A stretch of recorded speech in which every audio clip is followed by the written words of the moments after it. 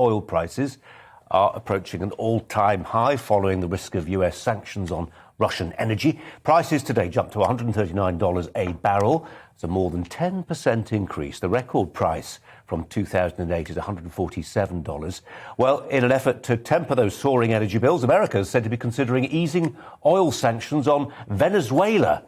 They were introduced by President Trump. Officials from both countries met over the weekend. Matthew Lesh is from the Institute of Economic Affairs, who joins us now. Matthew, thanks for your time. Appreciate it.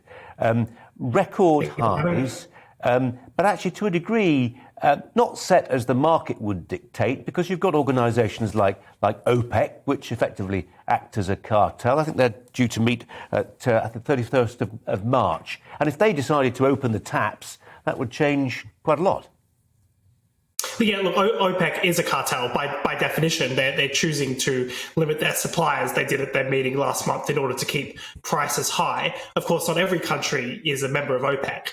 The US can increase supply, so can other countries like the UK in the North Sea, so can Australia, so can even Qatar, which has left OPEC. So there's definitely an opportunity there to increase global supply outside of OPEC. I'm not so sure, though, about the strategy of reducing dependence on Russian oil in order to increase dependence on Iranian oil and Venezuelan oil. That doesn't seem to really get you into a particularly comfortable position where you're depending on such authoritarian countries for the supply of such an essential resource to your economy. In another sense, though, we do have to accept the fact that oil prices are higher and we can't magically make them lower.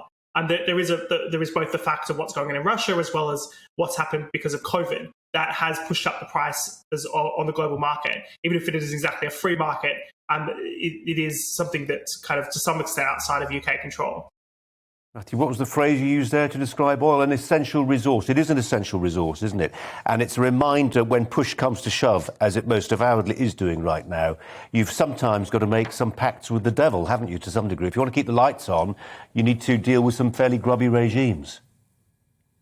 Well, it's either which devil you choose in this particular case. We're obviously trying to reduce our dependency on Russian oil. It's worth noting that we haven't actually sanctioned Russian oil and gas, and we're still actually taking imports from Russia. The prices are going up on the expectation that there is going to be a reduction in supply coming along the lines. I think you're right. You're kind of stuck between a rock and a hard place when it comes to oil. Unfortunately, many of the countries that are rich in oil and willing to sell it to us aren't necessarily liberal democratic countries that we most want to deal with. So there is a bit of realpolitik there. As much as possible, though, I don't think you should sacrifice your foreign policy principles because you're just going to create more issues down the line.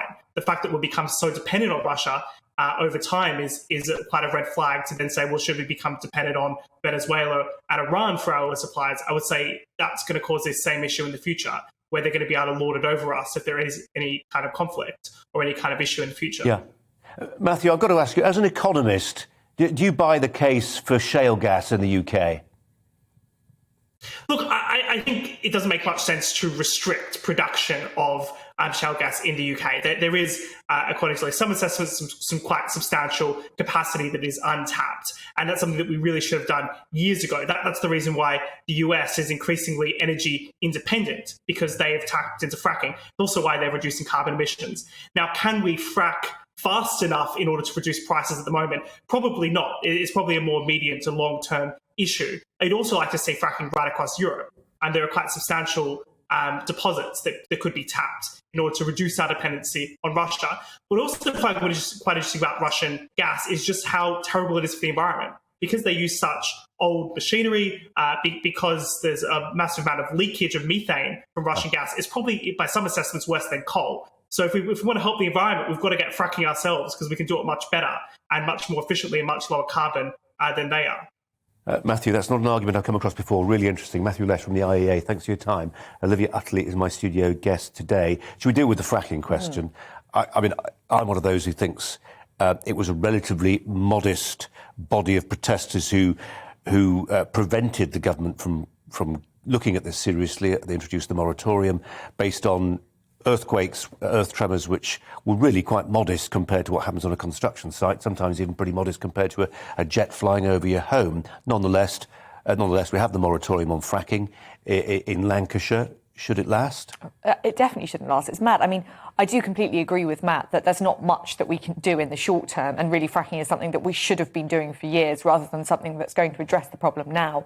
But the idea that there's still restrictions on fracking when it might just go a tiny bit of the way to helping relieve the energy crisis is completely absurd. And the fact that our energy policy for the past sort of 30 years has been look as nice as possible with all sorts of wind turbines, which don't work when the wind stops blowing, and then just ship in all of our energy from China and Russia and then call them the bad guys, just seems completely bizarre. And if, as Matt says, that Russian oil is dirtier than even coal, perhaps, it makes the whole thing even more. You'll see in the next hour, we're going to play a clip. We're going to be talking to Sebastian Gorka, who formerly of the Trump White House. But we're going to talk about a clip which was Donald Trump in 2018 at the UN, and he's, in that Trumpian way, warning the Germans that they shouldn't be quite so dependent for their energy on the Russians. And you see a cutaway shot of the Russian delegation, the diplomats, laughing out loud. I mean, it's uncomfortable. I don't do that to sneer at them. I point out that actually there were some people who saw this coming down the track. Goodness knows why the Germans didn't see it, why they got so in hock to Russian gas and coal. Absolutely. And you had John Redwood over here as a similar example. There was a net zero debate sort of, 6 or 7 years ago when they brought in the target, and he said, well, we're just going to end up extremely reliant on Russian gas. We can't go net zero that quickly. And he was considered a sort of extremist at the time, and look where we are now. Olivia, more from you later, but for now, thanks very much indeed.